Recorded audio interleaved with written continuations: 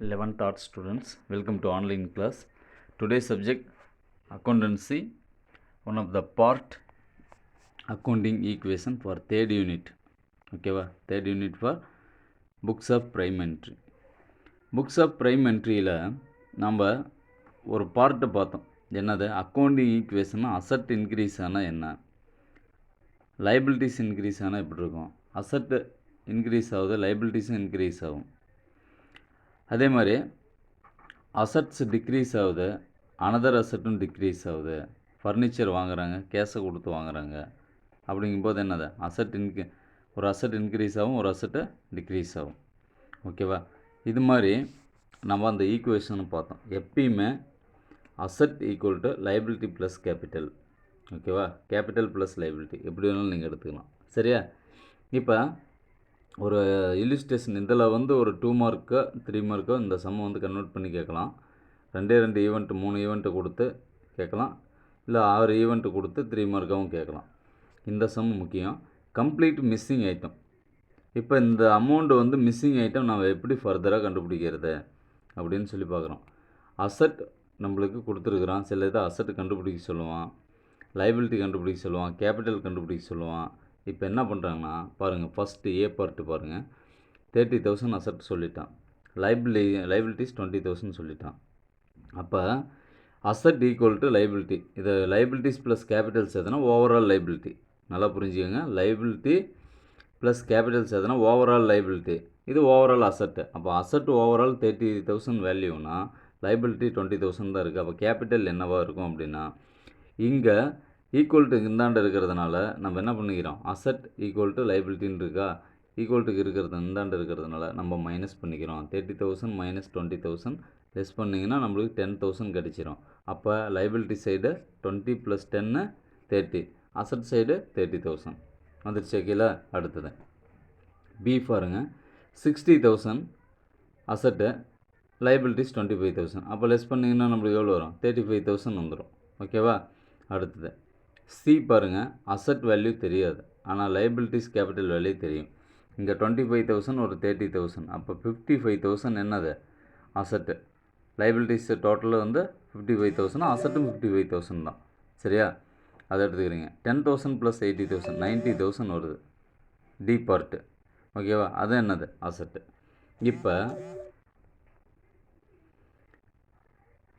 இப்போ பாருங்கள், 25,000 அசட் கொடுத்துருக்குறான். இ பார்ட்டு பாருங்கள், 25,000 அசட் கொடுத்துருக்கான், லைபிலிட்டிஸ் தெரியாது, கேபிட்டல் தெரியும். ஓகேவா? அப்போ என்னவாக இருக்கும், இங்கே 25,000 தான் ஓவரால் அசட்டு, கேபிட்டல் 15,000னா 50,000 மைனஸ் 25,000, 15,000 மைனஸ் 25,000 10,000. அந்த 10,000 நம்மளுக்கு லைபிலிட்டி.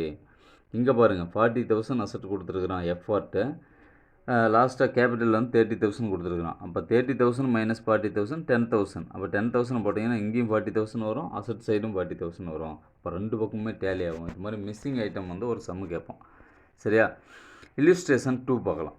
சம் இப்போ போட போகிறோம்.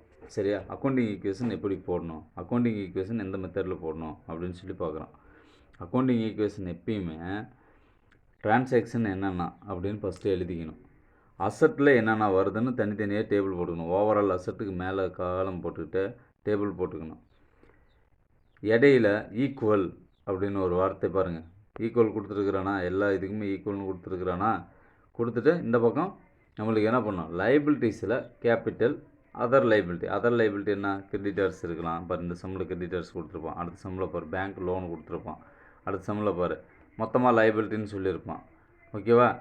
அப்போ நம்மளுக்கு வேரியேஷன் இருக்குது. சரி, அதனால் நம்ம என்ன பண்ணிக்கிறோம், கேபிட்டலை தனியாக காட்டணும், மற்ற லைபிலிட்டியை தனியாக காட்டணும், அது ஓவரால் லைபிலிட்டி. சரி, இப்போ ஃபஸ்ட்டு பாயிண்ட் பாருங்கள். So the accounting equation on the basis the following transaction for Rani who is a dealing automobiles.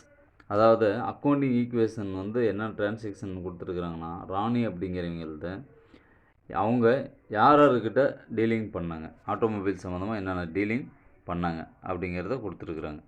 சரியா?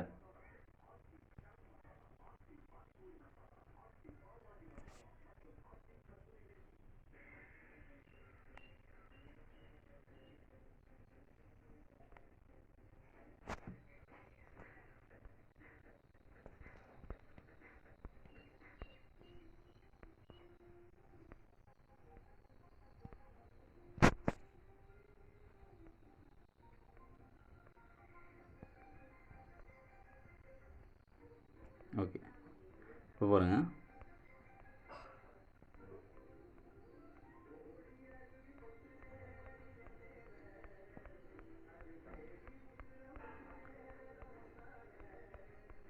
தேர்ட் யூனிட் பார்த்துருந்தோமா? 1 minute.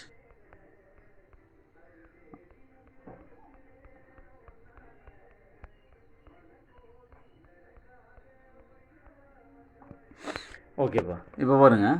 இந்த சம்மில் நம்ம பார்க்குறது என்னென்னா, ராணி அவங்களுடைய டீலிங் எந்தெந்த நபர்களுக்கிட்ட வந்து ஆட்டோமொபைல் சம்மந்தமான டீலிங் இருந்தது அப்படிங்கிற டீட்டெயில்ஸ் எழுதிட்டுருக்குறாங்க. இப்போ அக்கௌண்டிங் ஈக்குவேஷனுங்கிறது அசல்ட் equal to capital plus liability, இதுதான் நம்மளுக்கு ஃபார்முலா. இப்போ started the business with cash, start பண்ணுறாங்க, ஒரு பிஸ்னஸை ஸ்டார்ட் பண்ணுறாங்க, அதுக்கு கேஷ் வச்சுருக்குறாங்க 80,000. இங்கே 2 அக்கௌண்ட் இருக்கா? பிஸ்னஸை ஸ்டார்ட் பண்ணுறது என்னது? கேபிட்டல். ஒரு பிஸ்னஸை ஸ்டார்ட் பண்ணுறதுக்காக வைக்கிறது என்னது? கேபிட்டல். இது வந்து லைபிலிட்டி. கேஷுங்கிறது அசட்டு. இங்கே 2ஆக பிரிச்சுக்கணும், நல்லா புரிஞ்சுக்காங்க. இங்கே 2 கணக்கு இருக்குது. ஸ்டார்டட் பிஸ்னஸ், ஒரு பிஸ்னஸை ஸ்டார்ட் பண்ணுறது வந்து முதல் போடுறது. முதல்ல வந்து நம்ம என்னென்னு சொல்லுவோம்? கேபிட்டல்னு சொல்லுவோம். ஓகேவா? அப்போ கேபிட்டல் அக்கௌண்ட்டு. அப்போ ஸ்டார்ட் பிஸ்னஸ் வந்து கேபிட்டல் அக்கௌண்ட்டு.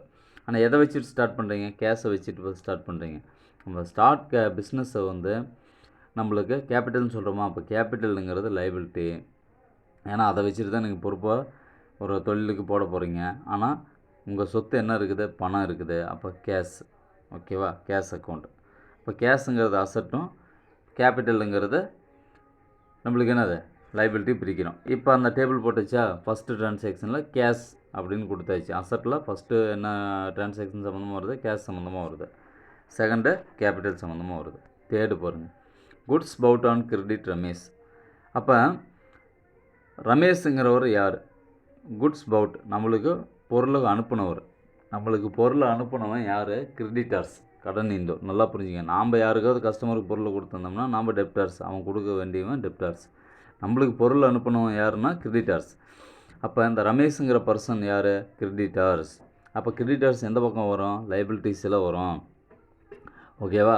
அப்போ லைபிலிட்டி சைடு கிரெடிட்டர்ஸ் அப்படிங்கிற ஒரு டேபிள் போட்டாச்சா? கேபிட்டல் போட்டாச்சு, கிரெடிட்டர்ஸ் போட்டாச்சு. அடுத்தது குட்ஸ் பவுட் அப்படிங்கிறது என்னது? நம்மளுக்கு குட்ஸுங்கிறது எதில் போய் சேரும்? ஸ்டாக்கில் போய் சேரும். நம்ம குட்ஸு வாங்குறத எங்கே கொண்டு வந்து வைப்போம்? நம்மக்கிட்ட இருக்கிற ஏற்கனவே ஸ்டாக் இருக்கிற பொருளை கொண்டு வந்து பத்தாமல் போகும்போது பொருளை வாங்குவோம், கொண்டு வந்து வைப்போம். சரியா? அப்போ ஸ்டாக்கில் வந்து சேரும். அப்போ இங்கே நம்ம அசட்டில் என்ன அக்கௌண்ட் ஓப்பன் பண்ணோம்? ஸ்டாக் அக்கௌண்ட் ஓப்பன் பண்ணோம். ஓகேவா? இதில் 2 கணக்கு இருக்குது. குட்ஸ் பவுட் ஆன் கிரெடிட் அப்படிங்கிறது பொருள் வந்து ஸ்டாக்குக்கு வருது, அது ஸ்டாக் அக்கௌண்ட்டு. ரமேஷுங்கிறவங்க கிரெடிட்டர்ஸ், அது லைபிலிட்டி. ஸ்டாக்குங்கிறது நம்மளுக்கு அசட்டு. சரியா? அடுத்தது பர்ச்சேஸ்டு ஃபர்னிச்சர் ஃபார் கேஷ்.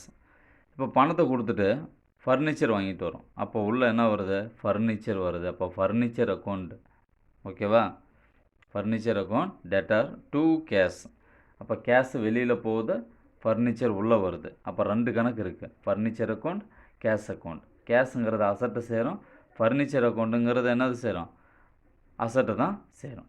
ஓகேவா? இப்போ இந்த 2 கணக்குக்கான டேபிள் இதிலே இருக்குது. அடுத்தது paid creditors by cash. Paid creditors by cash. இப்போ எப்படின்னு பார்த்தீங்கன்னா, கிரெடிட்டர்ஸ் கணக்கு ஏற்கனவே நம்ம டேபிள் போட்டோம். அப்போ பெய்டு கிரெடிட்டர்ஸ், நம்ம கிரெடிட்டர்ஸுக்கு பே பண்ணுறோம். நல்லா புரிஞ்சுக்கோங்க. கிரெடிட்டர்ஸுக்கு பே பண்ணுறோம், பை கேஷாக பே பண்ணுறோம். ஓகேவா? இப்போ கேஷை கொடுக்குறோம். யாருக்கு கொடுக்குறோம்? கிரெடிட்டர்ஸுக்கு கொடுக்குறோம். நல்லா புரிஞ்சுக்கணும். கேஷ் கொடுக்குறோம், யாருக்கு கொடுக்குறோம்? கிரெடிட்டர்ஸ் கொடுக்குறோம். Paid creditors by cash. இப்போ கேஷுங்கிறது நம்ம அசட்டு, சொத்து.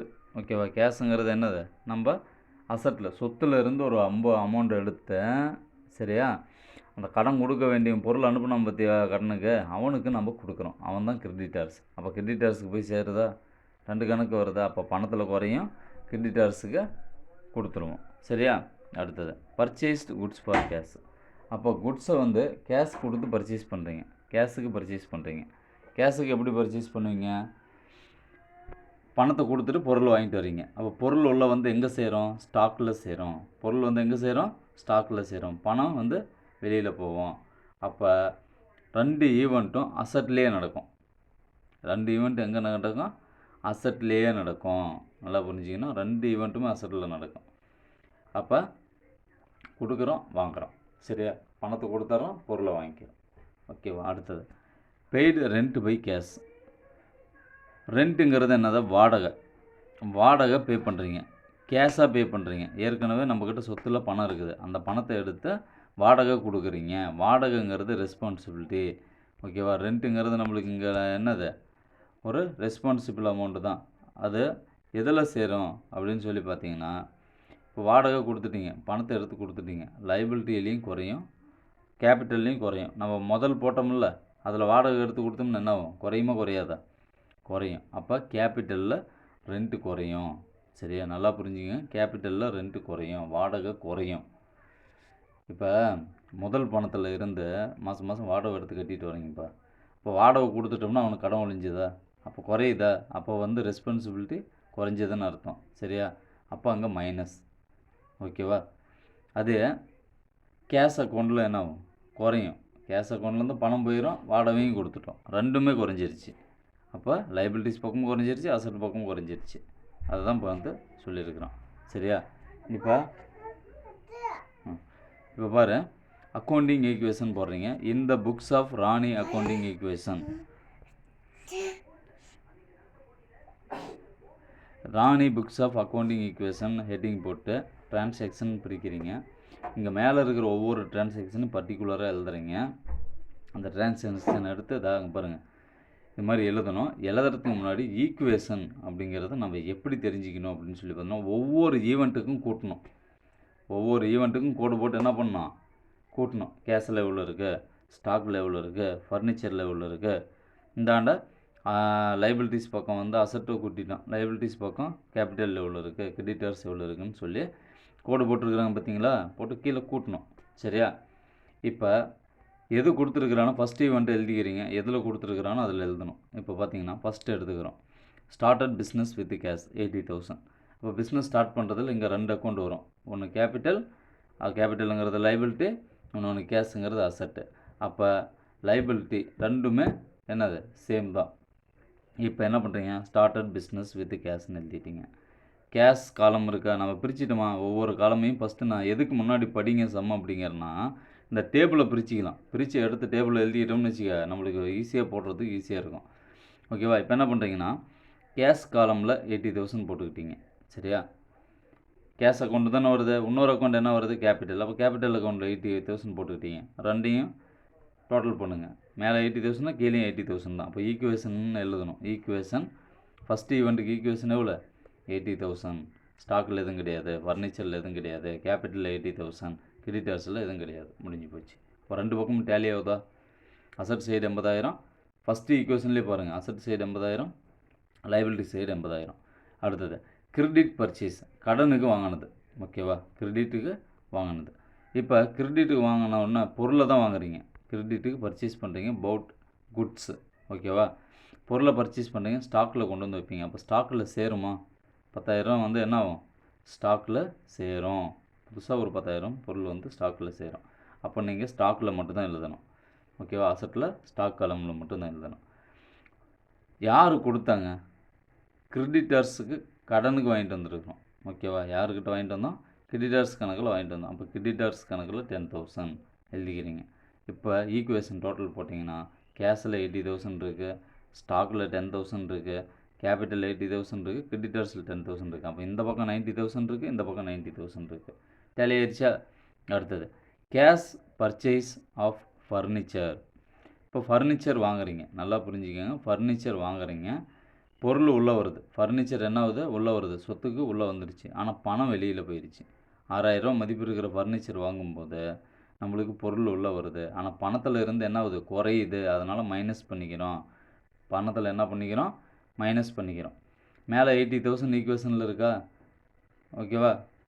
6,000 கேஷ் வெளியில் போகுதா? அப்போ மைனஸ் பண்ணிங்கன்னா 74,000 கேஷ் காலமில் கீழே ஈக்குவேஷனில் வரும். ஸ்டாக் அதே 10,000 தான் இருக்கும், மேலே இருக்கிற 10,000 தான் இருக்கும். ஃபர்னிச்சர் 6,000 வரும். அப்போ கூட்டினீங்கன்னா இந்த பக்கம் பாருங்கள் 90,000 இருக்குது, இந்த பக்கம் 90,000 வரணும். 74,000 ஒரு 10,000 84,000 ப்ளஸ் ஒரு 6,000 நம்மளுக்கு 90,000 வந்துடுச்சு. ஓகே. அடுத்தது பெய்டு கிரெடிட்டர்ஸ் பை கேஷ். கேஷை எடுத்து கிரெடிட்டர்ஸ் கணக்கில் கணக்கு ஒழிக்கிறீங்க. சரியா? அவன் கொடுத்த பணத்தை ஒழிக்கிறீங்க. அப்போ கேஷ்லேயும் குறையும், கிரெடிட்டர்ஸ் கணக்குலேயும் குறையும். கிரெடிட்டர்ஸ் 10,000 தரணும், ஆனால் 8,000 தரோம். 8,000 என்ன பண்ணுறோம்? பணமாக கொடுக்குறோம். அப்போ மீதி 2,000 தான் தரணும். சரியா? இப்போ பெய்டு கிரெடிட்டர்ஸ் பை கேஷ்னு போட்டு கேஷ் காலமில் பணம் குறையுது, 8,000 கழிக்கிறீங்க. ஏன்னா பணத்தை கொடுத்துட்றோம். கிரெடிட்டர்ஸுக்கும் பணத்தை 8,000 செட்டில் பண்ணிடுறோம். கிரெடிட்டர்ஸ் மொத்தம் எவ்வளோ கொடுக்க வேண்டியது இருந்துச்சு? ஈக்குவேஷனில் பாருங்கள், தேர்ட் ஈக்குவேஷன் முடிஞ்ச உடனே 10,000 இருந்துச்சு. இப்போ பெய்டு கிரெடிட்டர்ஸ் வந்த உடனே 8,000 நம்ம என்ன பண்ணுறோம்? லெஸ் பண்ணுறோம். அப்போ 8,000 வந்து 10,000 லெஸ் பண்ணிட்டீங்கன்னா நம்மளுக்கு 2,000 இருக்கும். ஓகேவா? 82,000 இங்கே லைபிலிட்டி சைடு பார்த்தீங்கன்னா 82,000 வரும். டெபிட் சைடில் பார்த்தீங்கன்னா கேஷ் வந்து நம்மளுக்கு மொத்தமாக 74,000 இருக்குது. அதில் ஒரு 8,000 கொடுத்துட்றீங்க. அப்போ 66,000 தான் இருக்கும். ஸ்டாக் 10,000 இருக்கும். ஃபர்னிச்சர் 6,000 இருக்கும். அப்போ 82,000 வரணும். ஓகேவா? 66 ஒரு 10 76 ஒரு 6 70 66 ஒரு 10 76 82,000 வந்துருச்சு. அந்த பக்கம் 82,000 வந்துருச்சு. அடுத்தது பர்ச்சேஸ்டு குட்ஸ் ஃபார் கேஷ். இப்போ குட்ஸை பர்ச்சேஸ் பண்ணுறோம். குட்ஸை பர்ச்சேஸ் பண்ணும்போது பணத்தை கொடுத்து பர்ச்சேஸ் பண்ணிட்டு வரோம். அப்போ வாங்குகிற பொருள் வந்து ஸ்டாக்கில் சேரும், பணத்தில் குறையும். இப்போ பணத்தில் -2,000. ஓகேவா? ஸ்டாக் வந்துருச்சு, அதே பணத்துக்கு கொடுத்த பணத்துக்கு பொருள் வந்துருச்சு. அப்போ அது வந்து சேர்ந்துருச்சா 2,000. இப்போ இங்கே டெபிட்டோடு முடிஞ்சு போச்சு. இந்த அசட்டில் முடிஞ்சு போச்சு. வேறு எந்த ஈவெண்ட்லையும் நீங்கள் எழுதக்கூடாது. அப்போ 2,000 வந்து பணத்தை எடுத்து கொடுத்துறீங்க, கழிச்சிடுறீங்க. 2,000 பொருள் உள்ளே வந்துடுது, சேர்த்திக்கிறீங்க. அப்போ நம்மளுக்கு எவ்வளோ வரும்? அதே 82,000 தான் டோட்டல் வரும். இங்கே 66,000 இருக்கா? பணம் 2,000 எடுத்து கொடுத்துட்டிங்களா? 64,000 ஆயிடுச்சு. இப்போ 2,000 இப்போ சரக்கு போயிருக்கணும். 10,000 சரக்கு பொருள் இருக்குது. இப்போ புதுசாக 2,000 சரக்கு பொருள் வருது. 12,000 இப்போ சம்மந்தமான பொருள் வந்துடுச்சு. ஃபர்னிச்சரில் 6,000 இருக்குது. கூட்டினீங்கன்னா 82,000 வந்துடுது. Rent by cash. நீங்கள் ஏதோ வாடகைக்கு கடையை நடத்துகிறீங்கன்னு வச்சுக்கோங்க. ஆட்டோமொபைலில் வாடகை கட்டடத்தில் நடத்துகிறீங்க. இப்போ கேஷ் வாடகை மாதம் மாதம் கொடுக்கணும். நல்லா புரிஞ்சுக்கோங்க. வாடகை மாதம் மாதம் கொடுக்கணும். அது கொடுக்கறது நம்மளுடைய ரெஸ்பான்சிபிலிட்டி, பொறுப்பு. நம்ம முதல்ல வந்து போடும்போது வாடகையும் கொடுக்க போகிறோம். முதல்ல போடும்போது பொருள் வாங்குவோம், பொருளுக்கான செலவுகளெல்லாம் பண்ணுவோம். ஏன்னா இருக்கிற பணத்தை என்ன பண்ணுவோம்? முதல் போடும்போது பொருளுக்கான செலவு பண்ணுவோம், வாடகை கொடுக்கணும், எல்லாமே தான் பண்ணணும். அப்போ ரெண்ட்டு கொடுத்துட்டிங்கன்னா பொறுப்பு உங்களுக்கு குறைஞ்சிருச்சு, ரெண்ட்டு குறைஞ்சது. அப்போ லைபிலிட்டிஸ் பக்கம் கேபிட்டலில் உங்கள் முதல் வந்து என்னாச்சு? முதல்ல இருந்து ஒரு அமௌண்ட்டு போய் கழிஞ்சிருச்சு. ஆனால் கேஷ் நீங்கள் வச்சுருக்கிற ரொக்கத்துலேயும் என்ன ஆகும்? கழிக்கும். ரெஸ்பான்சிபிலிட்டியும் குறையும், இதுவும் குறையும். அப்போ பெய்டு ரெண்ட் பை கேஷ். இப்போ வாடகை கட்டடத்துக்காரருக்கு நீங்கள் கேஷை எடுத்து வாடகையை கொடுத்துட்டீங்க. அப்போ கேஷில் குறைஞ்சிரும், அவருக்கு கணக்கும் குறைஞ்சிரும். சரியா? வாடகைக்காரருக்கு கொடுக்க வேண்டியதை 500 கொடுத்துட்டேன் அப்படின்னு எழுதி வைக்கிறோம்ல, அதுவும் குறைஞ்சிரும். அப்போ 64,000 கேஷில் இருக்குது. 500 வாடகைக்கு போயிடுச்சு. மீதி 63,500 இருக்குது. ஸ்டாக்கில் 12,000 இருக்குது. அந்த 12,000 கடைசியை கொண்டு வந்துடுறீங்க. அடுத்தது ஃபர்னிச்சரில் 6,000 இருக்குது. 6,000 அப்படியே கொண்டு வந்துடுறீங்க. இப்போ கேபிட்டல் நீங்கள் முதல் வந்து எவ்வளோ வச்சுருக்கிறீங்க? 80,000 முதல்ல இருக்குது. அதில் 2,000 கடனாளிக்கு ஒன்று கொடுக்க வேண்டியது இருக்குது. மொத்தம் 82,000 இருக்குது. ஆனால் 80,000 500 வாடகை கொடுத்ததும் குறையுமா? அப்போ 79,500 இருக்கும். சரியா? இப்போ 79,500 இந்த பக்கம் ஒரு 2,000 79,500 ப்ளஸ் ஒரு 2,000 எவ்வளோ? 81,500 வரும். இந்த பக்கம் பார்த்தீங்கன்னா 81,500 வரணும். 63,500 75,500 81,500. ஓகே, டேலி ஆயிடுச்சு. இதுதான் இப்போ சம்மு. இந்த மாடல் தான் நம்ம பார்க்க போகிறோம். ஓகேவா? இதில் சேம் இதே method illustration 2, illustration 1, 2 exercise work out பண்ணுங்கள். அடுத்த வீடியோவில் எக்ஸசைஸ் கம்பேர் பண்ணி சொல்கிறேன்.